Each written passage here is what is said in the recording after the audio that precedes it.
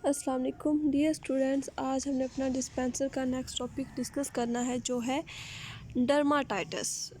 Dermatitis और एक्सीमा ये same disease होती हैं, मतलब इसका रिलेशन हमारी स्किन के इन्फेक्शन से होता है। ठीक है, डेफिनेशंस पढ़ेंगे, टाइप्स, काजेज, सिम्टम्स और ट्रीटमेंट्स।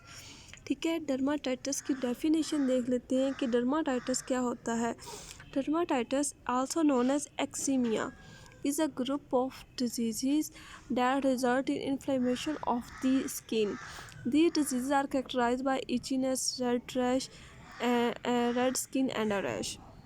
इसको हम एक्जीमिया भी कहते हैं। ठीक है, ये क्या करती हैं, ये डिजीज़ का मजमूआ होता है जिसकी वजह से हमारी स्किन में इन्फ्लेमेशन हो जाती है। ये इंटरनल भी हो सकती हैं और एक्सटर्नल भी हो सकती हैं।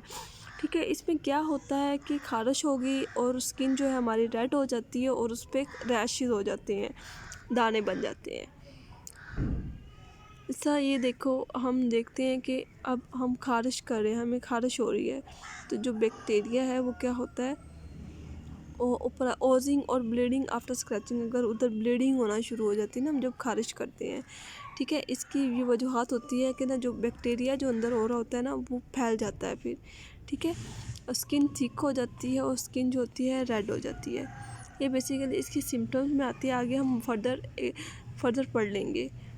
ठीक है, ये सारी आपने अच्छे से करनी है। ये क्या है, इसकी सिम्टम्स है। ठीक है, उसके बाद कितनी टाइप्स होंगी एक्सीमिया की।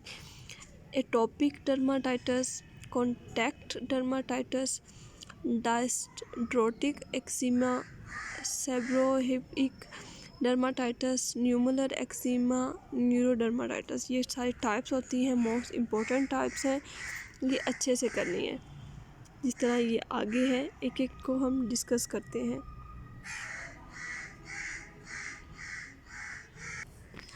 फर्स्ट टाइप हमने डिस्कस करनी है atopic dermatitis. Atopic dermatitis is the most common form of eczema. It usually starts in childhood and often gets milder or goes away by adulthood. Topic dermatitis जो है वो ये एक most common type है eczema की। ये कब start होती है, ये बचपन में स्टार्ट होती है। ठीक है, फिर थोड़ी माइल्ड होती है, तब मतलब स्टार्टिंग स्टेज होती है, और ये कब ख़त्म होती है, ये अडल्टहुड बड़े होकर ये जाती है। ठीक है, जिस तरह ये आपको स्किन नज़र आ रही होगी, टॉपिक डर्माटाइटिस।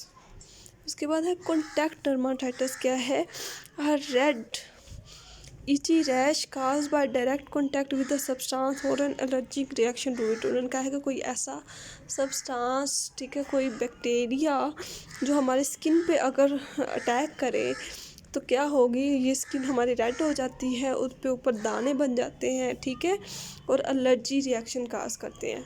ठीक है, क्योंकि जब भी हिस्टामिन रिलीज़ होता है तो वो बेसिकली एलर्जी काज करता है। उसके बाद है डायस्ट्रोटिक eczema causes small blister to form on your hand and feet. It most common in women than men. These blisters are itchy and usually filled with fluid. Blisters कहते हैं हम filled with मतलब उसमें रेशा हो। ठीक है, और ये मोस्टली हमारे हाथ और पाँव पे निकलेंगे। ठीक है, ये और उन्होंने कहा कि ये जो वुमेन होती हैं, औरतों में मेल की निस्बत ज़्यादा निकलते हैं। ठीक है, ये खारिश वाले होते हैं कि हमें इससे बहुत खारिश महसूस होती है और इनमें फ्लूइड होता है, इसलिए इसको ब्लिस्टर कहा गया है। जिस तरह आपको आगे पिक्चर में नज़र भी आ रहा होगा, ये देखें, ये आपको ब्लिस्टर्स नज़र आएंगे। उसके बाद है हैंड एक्सीमा। हैंड से नाम जाहिर हो रहा है, इसका मतलब ये हैंड पे ही होगी। Eczema that only affects your hand is called hand eczema. ऐसा स्किन इन्फेक्शन जो हमारे सिर्फ हाथों को अफेक्ट करे उसको हम कहेंगे हैंड एक्जिमा।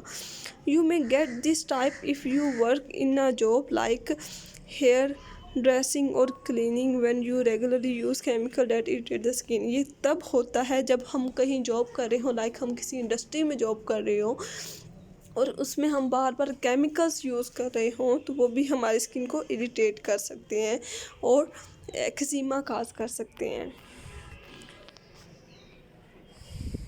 उसके बाद नेक्स्ट देखते हैं Neurodermatitis is a similar to atopic dermatitis. It causes thick scaly patches to pop up on your skin.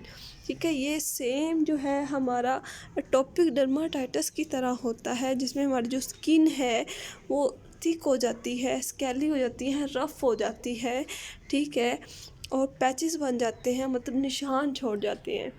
उसके बाद है stasis dermatitis. Stasis dermatitis happen when fluid leak out of weekend veins into your skin. मतलब ये ऐसी severe stage है कि जो हमारी वेन्स तक को स्किन में बहुत डीप तक हो जाती है ये रैश। इसमें जो फ्लूइड होता है वो हमारी वेन्स में चला जाता है, ठीक है। The fluid causes swelling, redness, itching and pain. ये जो फ्लूइड होता है वो स्वेलिंग कर देता है, ठीक है, रेडनेस हो जाती है, खारिश होती है और दर्द होती है। It most common occur in the lower leg because there where blood typically collects. अब ये यहाँ वहाँ ये जो नीचे लेग्स हैं, ठीक है, उधर लोअर लेग्स हैं, मतलब हमारे पाँव के पास हैं, उधर ज़्यादा होता है। क्यों होता है? क्योंकि हमें पता है उधर वेन्स हैं, ये वेन्स बेसिकली उधर ब्लड कलेक्ट होता है, फिर उधर से ही हार्ट में की तरफ जाता है।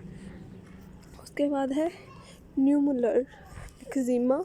This type of eczema cause round coin shape spots to form on your skin. ये जो एक्जिमा है ये राउंड मतलब गोल और कॉइन शेप के, ये डार्क शेप के निशान हमारे स्किन पे बनाता है। द कंडीशन में रिजल्ट इन वन स्पॉट और a few spots of coin shape legends. इसमें मुख्तलिफ़ किस्म के दाने होंगे, जो एक भी हो सकता है और मुख्तलिफ़ किस्म के होंगे, लेकिन उनकी शेप जो होगी वो कॉइन शेप की होगी। They can last for several month. और ये जो है, ये जो निशान है ये काफ़ी मंथ तक रह जाते हैं। उसके बाद ट्रीटमेंट्स क्या होंगे, ठीक है, सेल्फ़ केयर करनी है, एमोलियंट्स यूज़ करने हैं। अब एमोलियंट्स क्या होते हैं? एमोलियंट्स हैं मतलब जो हमारी स्किन को मुलायम करने वाली दवाएँ होती हैं, उसको कहते हैं टॉपिकल कॉर्टिकोस्टेरॉइड्स, इनहेलर्स हो सकते हैं, ठीक है। एंटीहिस्टामिन्स, ये बेसिकली ड्रग्स होती हैं, ओनिमेंट्स भी होते हैं जो हमारी स्किन रैश को कम करते हैं, क्योंकि जब हिस्टामिन हमारे मास्ट सेल्स होते हैं हमारी स्किन के बिल्कुल नीचे होते हैं, अगर उधर से हिस्टामिन रिलीज़ होता है तो वो एलर्जी काज करता है हमारी स्किन में, ठीक है। उसके बाद bandages and wet traps use करने हैं, ठीक है, अगर ब्लड बह रहा है तो हमने बैंडेज करनी है, उसकी टैबलेट्स यूज़ करनी है, सीइंग अ स्पेशलिस्ट डर्माटोलॉजिस्ट को दिखाना है। कम्प्लीमेंट्री थेरापीज, अगर कोई थेरापीज की ज़रूरत है, मतलब रेस रेडिएशन की ज़रूरत है, स्किन रिपेयर करनी है, तो उसके लिए हम डिफरेंट थेरापीज़ करवाएंगे। ओके जी, हमारा टॉपिक कंप्लीट हुआ। नेक्स्ट हम फर्दर डिस्कस करेंगे। ओके, अल्लाह हाफिज़।